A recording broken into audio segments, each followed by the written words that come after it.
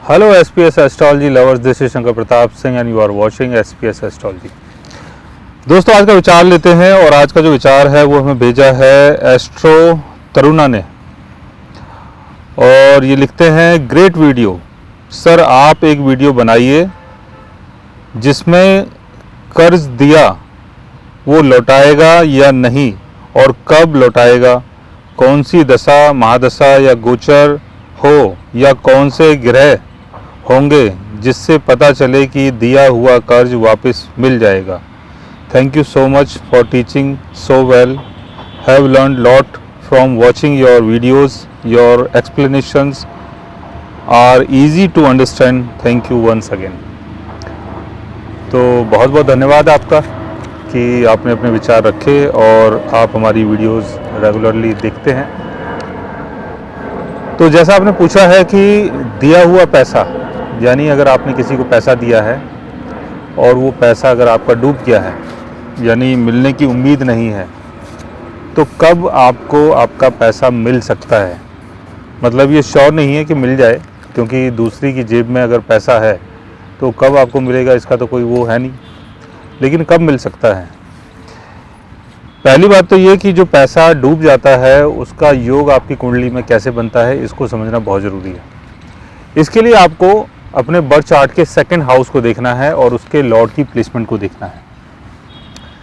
Second house का Lord अगर 6th house, 8th house या 12th हाउस में होता है, एनिमी साइन में होता है, तो ऐसे में क्या होता है कि अगर आपने किसी को पैसा दिया है तो पैसा आपका डूब जाता है।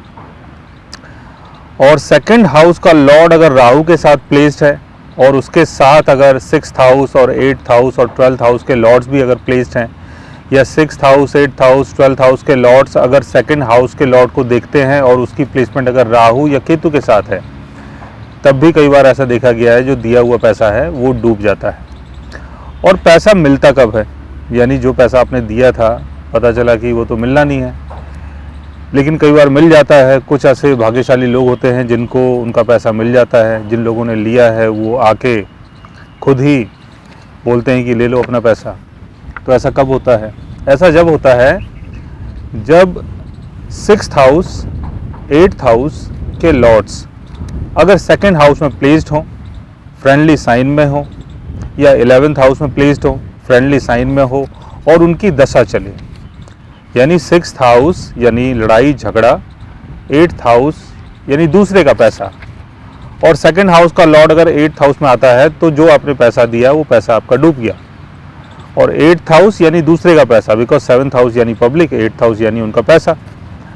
तो उनकी जेब से आपकी जेब में पैसा कैसे आएगा? वो ऐसे आएगा जब 8th हाउस के लॉर्ड की दशा चलेगी और 8th हाउस का लॉर्ड अगर सेकंड हाउस में प्लेस्ड हो, अपने फ्रेंडली साइन में हो, या 11th हाउस में हो, बिकॉज 11th हाउस का संबंध गेन से है, या 8th हाउस के लॉर्ड की प्लेसमेंट बेनेफिक साइन में हो और उसके साथ सेकंड हाउस और 11th हाउस के लॉर्ड्स भी अगर प्लेस्ड हो, या तो सेकंड हाउस का लॉर्ड या 11th हाउस का लॉर्ड।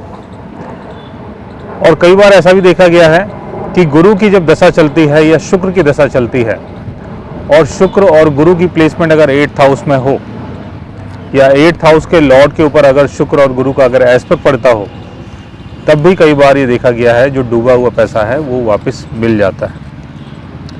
तो इस तरीके से आप जान सकते हैं। और इस योग को आपको अपने मून चार्ट में, लगन चार्ट में, चलित चार्ट में, तीनों चार्ट में देखना है।